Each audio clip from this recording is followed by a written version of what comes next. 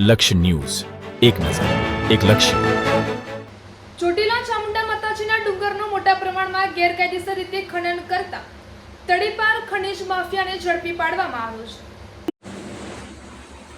ચોટીલા ચામુંડા માતાજીના ડુંગરે મોટા પ્રમાણમાં તદ્દન ગેરકાયદેસર રીતે ખોદકામ અને વારંવાર નાસી જવામાં સફળ થનાર સૌથી મોટો ખનીજ માફિયા અને લાલા ભીમા જોગરાણા રહે નાના પાળિયાદવાળા દ્વારા ગેરકાયદેસર તાસનું ખનન કરતા સાધનો સાથે ઝડપી પાડવામાં આવેલ છે.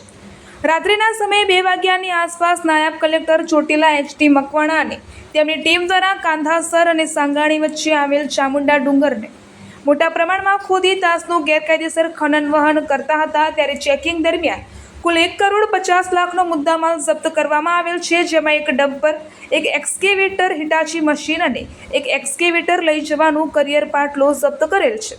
આ મુદ્દામાલ મામલતદાર કચેરી ચોટીલા ખાતે ખસેડવામાં આવેલ છે. વાહન માલિક લાલાભાઈ ભીખાભાઈ જોગરાણા ઉર્ફ લાલુ સામે ગુજરાત ખનીજ નિયમો 2017 તથા સરકારી જમીનમાં મોટા પ્રમાણમાં ખનન કરતા હોવાની લેન્ડ ગ્રેબિંગ તથા તડીપાર હેઠળ કાર્યવાહી હાથ ધરવામાં આવેલ છે. રિપોર્ટર દેવમ ત્રિવેદી, સુરેન્દ્રનગર. હા સાહેબ, તો શું વિગત છે?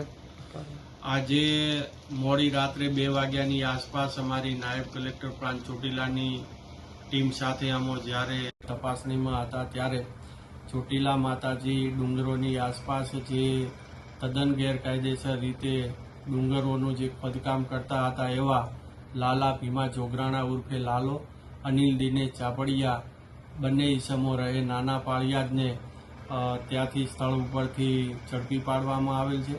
સાથે સાથે જે આ ખોદકામ કરવાની અંદર જે મશીનરીનો ઉપયોગ થતો હતો તેમાં એક એક્સકેવેટર, હિટાચી મશીન, એક એક્સકેવેટર લઈ જવા માટેનું કેરિયર પાટલો અને એક ડમ્પર વગેરે મળીને કુલ 1.5 કરોડનો મુદ્દામાલ પણ જપ્ત કરવામાં આવેલો છે. તે વારંવાર અત્રેથી રેડો પાડવામાં આવતી ત્યારે પણ તેઓ ભાગવામાં સફળ રહેતા હતા, પરંતુ આજે આ મોડી રાત્રે છે એ તેઓ જે મોડસ ઓપરેન્ડી અપનાવતા એ મોડસ ઓપરેન્ડીને નિષ્ફળ બનાવી અને તેઓને રંગે હાથે ઝડપી પાડ્યા છે.